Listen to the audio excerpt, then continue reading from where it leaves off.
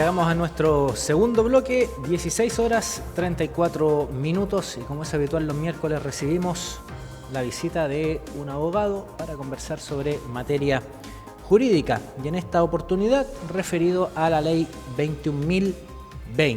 Quizás por su nombre de la ley no la va a conocer, pero si nos referimos a ley Cholito, o lo mencionamos como ley de tenencia responsable de mascotas, ahí a lo mejor ya le hace un poco más de sentido. Una ley que establece varias cosas que vamos a ir conversando, que comenzó a regir de 2017 y que ya ha tenido grandes avances en su implementación.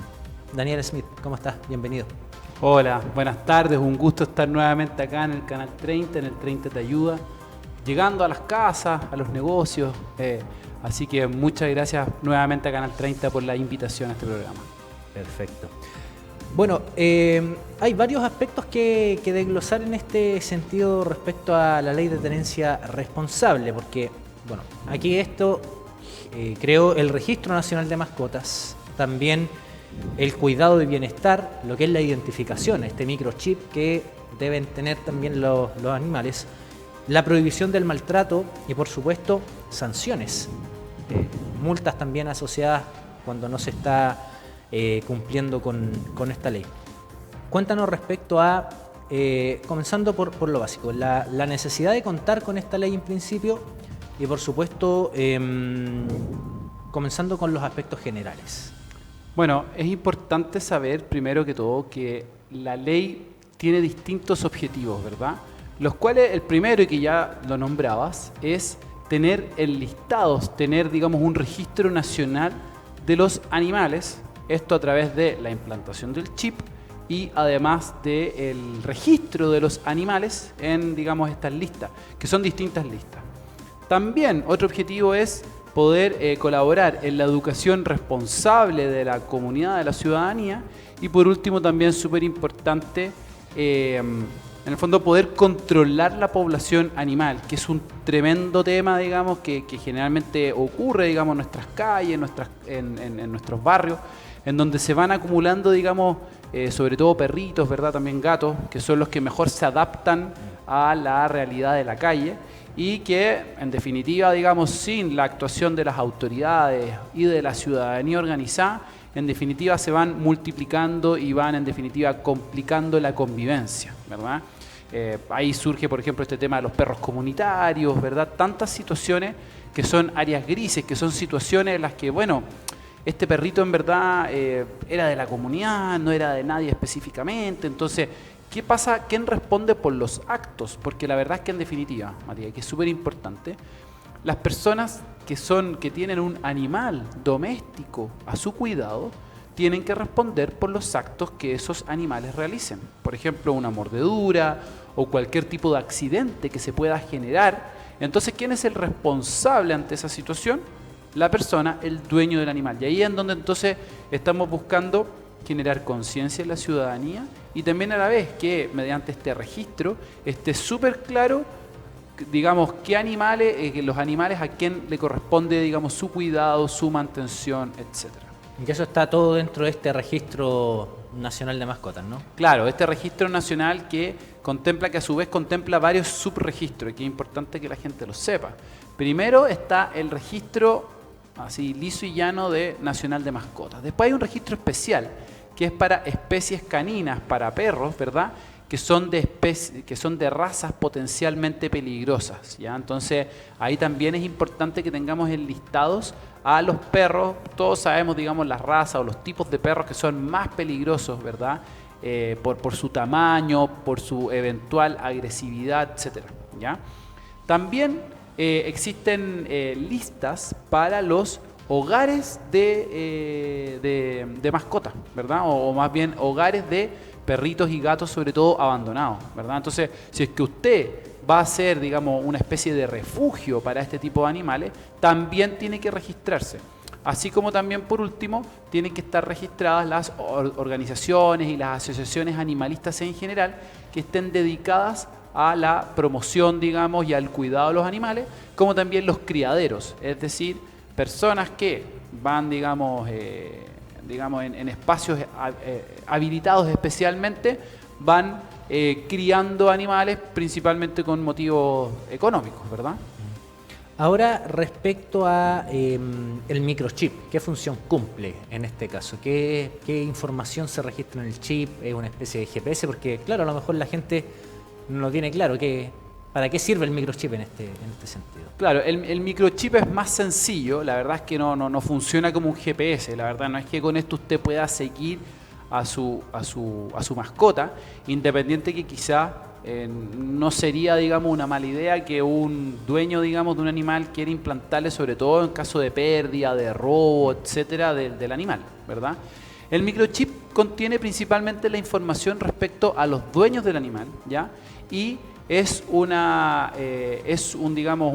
dispositivo que está, digamos, que se implanta por parte en general de las organizaciones públicas, ¿verdad? Es decir, a través de este se incentiva a que las personas le pongan el microchip a sus animales, de manera que podamos saber de manera sencilla quiénes son los responsables del cuidado de ese animal. Ese es el objetivo que busca.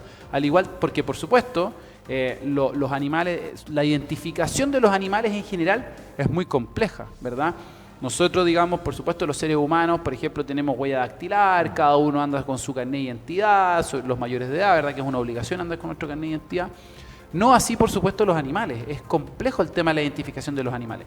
Por eso es importante el tema del microchip, que está incluido también en esta ley de tenencia responsable de mascotas y animales domésticos, más conocida como Ley Cholito, y que justamente busca la protección de los animales y por otro lado también las responsabilidades que los dueños de estas mascotas tienen que tener para el debido cuidado de y también, por supuesto, de la comunidad.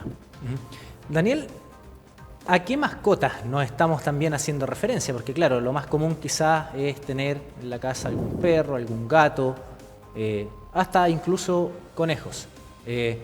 ¿A qué tipo de mascota finalmente se aplica esta ley? Claro, es importante que, claro, esta ley se aplica a las mascotas que no son salvajes, ¿ya?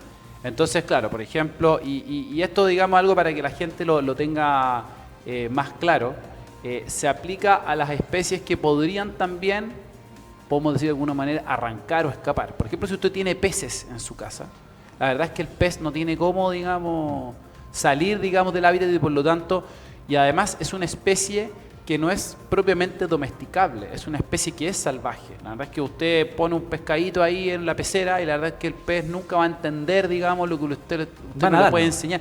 Solo va a nadar. Como un pececillo. Claro.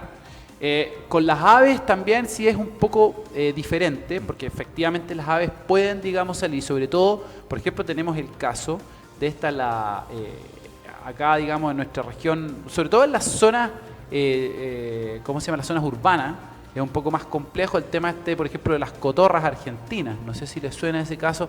Son unos pajaritos, digamos, que suenan bien fuerte, que parece como un lorito, ¿verdad? Entonces era como un animalito silvestre en Argentina, lo empezaron a traer para acá, para Chile, y se introdujo una especie que es súper peligrosa para las especies nativas en Chile. Entonces, ese tipo de animales también tienen que registrarse y, por supuesto, los perros, los gatos, los conejos, los hurones, etcétera, ¿ya? Es decir, especies que efectivamente puedan arrancar, ¿ya? Que eso es súper importante, porque esto está orientado, el tema del chip sobre todo está orientado a que si es que usted tiene a su mascota, digamos, en su espacio, y usted saca a pasear la mascota, o la mascota corre, digamos, en el patio, si es que usted tiene la suerte de tener un espacio grande, o en el campo, etcétera, probablemente ese chip, que usted de todas maneras tiene que implantarle al animal, nunca, digamos, va a ser utilizado. El problema es, bueno, ¿y qué pasa cuando anda un perro dando vuelta y resulta que tiene chip? Entonces, bueno, así tenemos cómo ubicar al dueño, o también sabemos quién es responsable por haber, entre comillas, digamos, o dicho coloquialmente, como decimos en Chile, haber ido a botar los perros al cerro.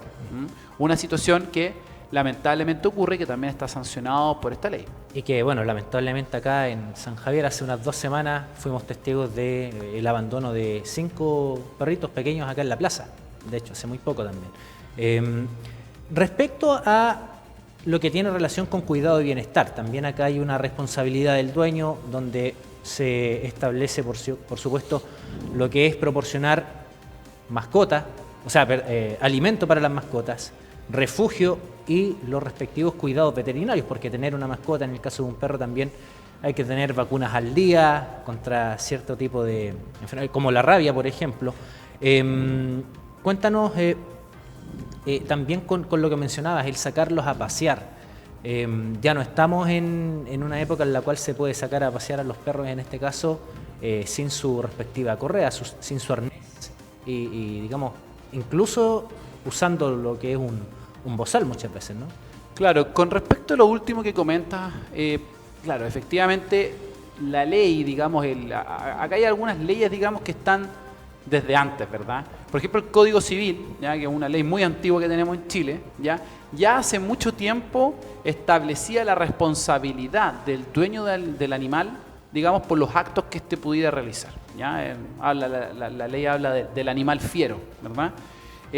Otro tema también que ya estaba regulado antes en el Código Penal, el envenenamiento de animales, ¿verdad? Que tiene sanciones que incluso pueden llegar fácilmente entre los 3 y los 5 años. ¿Ya? Es decir, muchas veces el problema es saber quién fue, poder probarlo, pero una vez que se prueba, la persona se expone a sanciones súper importantes. ¿Ya?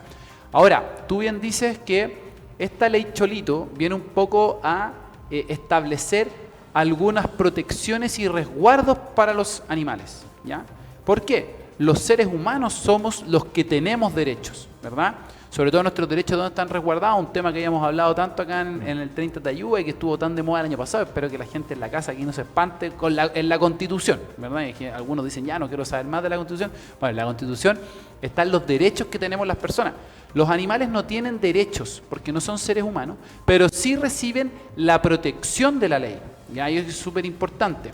Antiguamente, acá en nuestro país y en general en el mundo entero, los animales eran una cosa más, ¿ya? Es decir, como una silla, como un reloj, eran como objetos, un celular, finalmente. simplemente un objeto. No estaban considerados como seres sintientes o vivientes en este caso. Claro, efectivamente. Entonces ahí se genera, en el fondo podemos decir que hoy en día, a través de la ley Cholito en Chile, hay una pequeña regulación que ya venía a este tema del Código Penal del envenenamiento, ¿ya? Pero que más bien la lógica ahí era el tema de que a usted le mataron a su animal y por lo tanto por ahí pasaba el tema. Pero hoy en día se intenta proteger a un animal que efectivamente sabemos siente, que no tiene derechos, pero sí merece el resguardo y la protección. Y por lo tanto usted, con su reloj, si se le pierde, bueno, la ley no dice nada. Problema suyo si su reloj se le perdió, digamos, ¿verdad? Bueno, no sé que se lo robaron, obviamente, ahí hay una consideración legal. Pero usted se le pierde un lápiz o lo que sea, bueno, no hay ningún problema, ¿verdad? Pero si es que a usted se le pierde su animal, del cual usted es responsable, efectivamente ahí hay un tema. Y ahí es en donde entra la ley Cholito, en donde, como tú bien decías, efectivamente, Matías, primero, las personas tenemos la obligación de darle los cuidados médicos proporcionados a los animales, el tema de las vacunas, y por supuesto esto también tiene relación con la capacidad económica que pueda tener la familia, ¿ya? Pero darles el alimento adecuado, tenerlos con sus vacunas, etcétera, es algo que siempre va a ser proporcionado, ¿verdad? También, por ejemplo, el tema del paseo, el tema de que el animal tenga donde moverse, está también sancionado en la norma como un maltrato animal que usted, por ejemplo, tenga amarrado a su perrito todo el día a un árbol. Se entiende que si usted tiene invitado en su casa, por ejemplo, si su perrito de repente, no vamos a decir perrito, un perro más o menos bravo, ¿verdad? Usted amarra al perro cuando, no sé, hay niños, etcétera. Eso está permitido, eso se puede hacer, por supuesto. Lo que usted no puede hacer es tener toda la vida un perro amarrado a un árbol, ¿ya? Porque eso también es una especie de maltrato animal. Lo mismo es que el perro está en un espacio mínimo y nunca lo sacan a pasear, etcétera. Ahora, todo esto son temas que se tienen que probar judicialmente y son temas también de criterio del juez, ¿ya? Entonces ahí, porque todo esto va a llegar a un tribunal, digamos, etcétera. Entonces son temas que son importantes. Lo mismo también, por ejemplo, el tema de las peleas de animales. Con la ley Cholito quedan prohibidas. Es decir, sobre todo peleas de perro o peleas de gallo, que son bien comunes, digamos, o que eran, la verdad, bastante comunes en nuestro campo chileno hasta hace algunos años. La verdad es que con la ley Cholito quedan prohibidas, ¿ya? A diferencia de, por ejemplo, lo que pueden ser las carreras. Ahí no hay peleas, son carreras. Las carreras están permitidas. Usted puede hacer una carrera de galgo, no hay ningún problema. El problema que generalmente la gente no sabe es que lo que no puede hacer las personas es apostar. Entonces ahí está el problema generalmente con las carreras de galgo, ¿verdad? Que la gente anda apostando y en Chile la apuesta es una actividad que está súper regulada, usted no puede andar haciendo apuestas en cualquier parte y como se le ocurra, ¿ya? Entonces por ahí sí hay un tema, pero el tema de las carreras, bueno, no sé si que disculpa ya. Y así, por supuesto, también las agresiones físicas en contra de los animales, en donde van a recibir estas agresiones y todos estos maltratos distintas sanciones, dependiendo de si, por ejemplo, le terminan ocasionando la muerte al animal, o si le causan lesiones permanentes, o si son solamente lesiones temporales. Ahora, ¿ante qué organismos una persona pudiera denunciar un tipo de maltrato animal como los que mencionaste, o quizás ya maltratos ya más graves como golpes a un perro o algún gato? ¿Y quién se encarga también de llevar estos casos, ¿no? Porque ya, por ejemplo, por el mismo tema de contar con el microchip, con estar registrado, ¿qué organismo se hace cargo justamente de supervisar que esto efectivamente la ley se está cumpliendo? Claro, a ver, claro, muchas veces existe la norma, existe la regla y justamente lo que falta es el cómo hacemos que esa norma efectivamente se cumpla. Porque si no, no sacamos nada con tener una ley, ¿no? Y usted, digamos, y tienes toda la razón con tu pregunta, y quizás la gente en la casa está preguntando, bueno, y si yo no le pongo el microchip, ¿qué pasa? Probablemente no va a pasar nada con el microchip, digamos, si es que el perro nunca causa ningún problema. Pero la verdad es que si es que el perro causa algún problema y se comprueba de que usted, debiendo haberle puesto el microchip, nunca se lo puso, entonces ahí entramos en un problema más grave, ¿ya? Las sanciones son importantes para las personas que no cumplen con la ley. Y en ese sentido es importante tender al cumplimiento de esta para no generar un problema, digamos, al dueño del animal, que en definitiva es el que se compromete. Y por lo tanto, por eso es importante enlistar a los animales, ponerles el microchip, porque en la medida que no lo hagan, entonces en caso, la verdad es que es cierto, probablemente nadie lo va a estar a usted denunciando, oiga, no, mire, sabe que mi vecino no le puso el microchip al perrito. Probablemente eso no le va a pasar. Pero sí la sanción se va a agravar si es que el perrito, debiendo tener el microchip, bueno, todos los perros tienen que tener microchip, por ejemplo, muerde a alguien, se genera un juicio por ese tema, o por ejemplo en casos de maltrato animal. ¿A quién hay que denunciar en caso de que usted sea testigo de este tipo de situaciones? Bueno, igual como los delitos en general, Ministerio Público, Carabineros, Policía de Investigaciones. Pero acá también un dato que es súper importante y que las agrupaciones animalistas, por ejemplo, mis amigos de Salvando una Vida, digamos acá de San Javier, que hacen una tremenda labor, me lo han preguntado, digamos, bueno, ¿y qué hacemos cuando estamos en presencia de casos de maltrato animal? Por supuesto denunciarlo, pero como toda denuncia tiene que venir, o idealmente tiene que venir con pruebas, ¿verdad?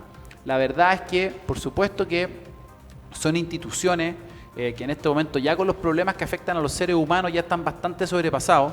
Es verdad que si usted denuncia un maltrato animal, pero no acompaña ninguna foto, ningún video, no tiene ningún antecedente adicional, probablemente su denuncia efectivamente va a quedar en el tintero. Entonces, la invitación es que las personas que digamos que presencien o que sean conocedores de maltrato animal, que hagan las denuncias, pero ojalá lo puedan hacer de la manera más documentada posible, de manera de facilitar la labor y la misión a las policías y que esta denuncia pueda llegar a buen puerto. Uh-huh.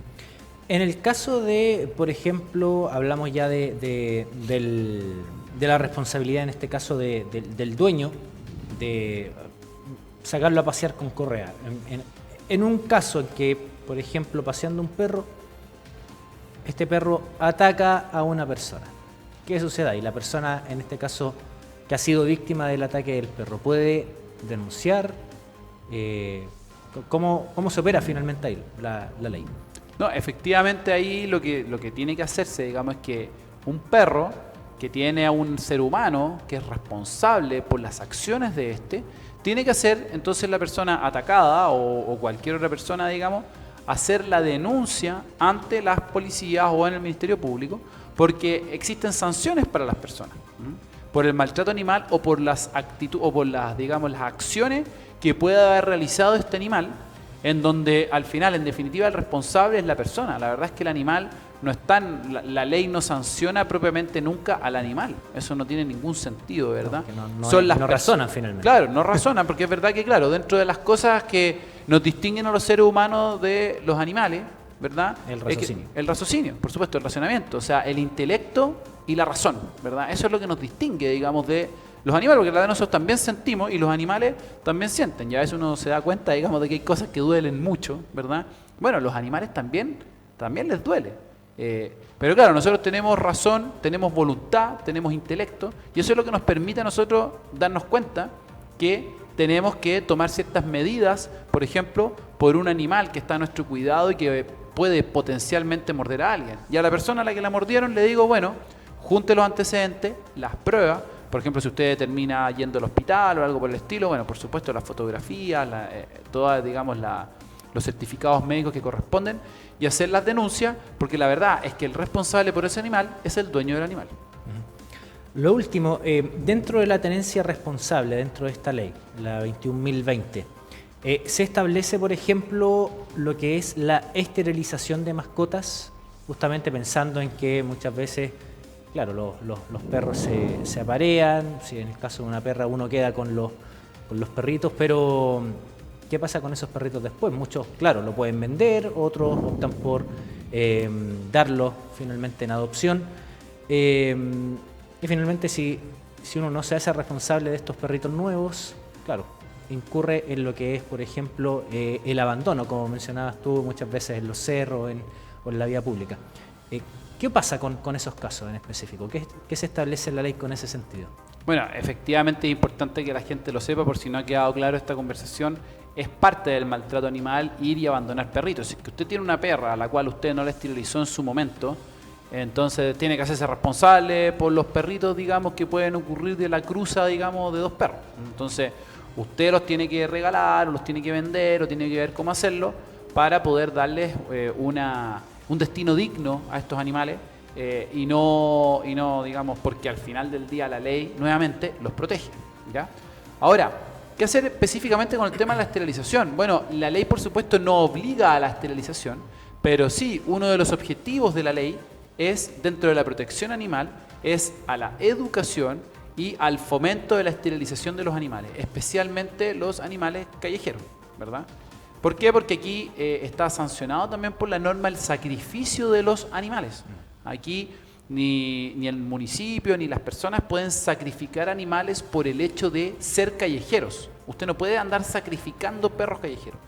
Lo que sí, y que debe hacer el municipio, tanto, digamos, las autoridades y también las organizaciones de la sociedad civil, pero principalmente las autoridades municipales, es tender a la esterilización dentro, por supuesto, de las posibilidades, digamos, dentro del presupuesto municipal, para poder tender a la esterilización de estos animales. Ahora, si es que usted es dueño de un animal, usted no tiene ningún tipo de obligación con respecto al tema de la esterilización de los animales, pero sí usted se tiene que hacer responsable en el caso de que tengamos, digamos, de que especialmente las perritas o los gatitas puedan quedar preñadas y por lo tanto tengamos más animales. Así que eso es responsabilidad de los dueños y por supuesto, claro, la recomendación es que puedan realizar esos procedimientos médicos para no generar un mayor problema.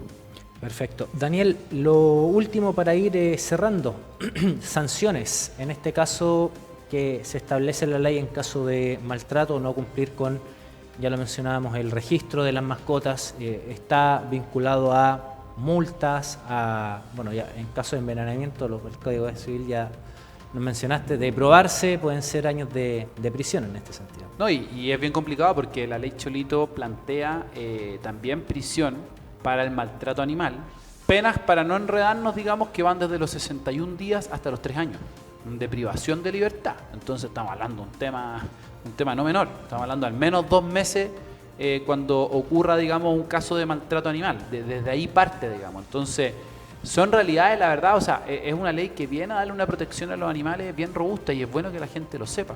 Y también sanciones económicas que van desde las 2 hasta las 20 UTM, estamos hablando más o menos 2 millones de pesos.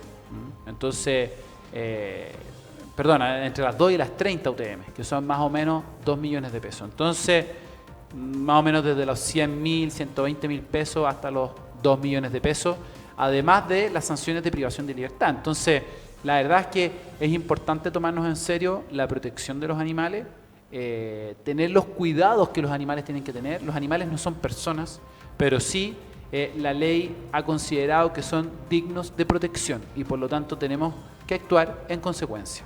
Perfecto. Daniel Smith, de Casa Ciudadana. ¿Cómo? Casa Ciudadana. Casa Ciudadana nos visita todos los miércoles en respecto a este tema que es tenencia responsable.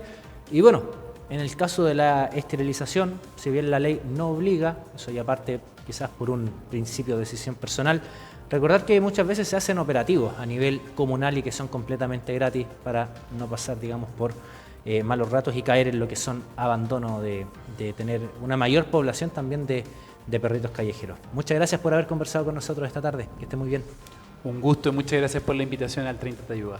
Nosotros, de este modo, estamos ya concluyendo nuestro segundo capítulo de la semana. Nos vamos a reencontrar el día viernes. Agradecer, como siempre, la preferencia y sintonía. Nos despedimos. Chao, chao. Que esté bien.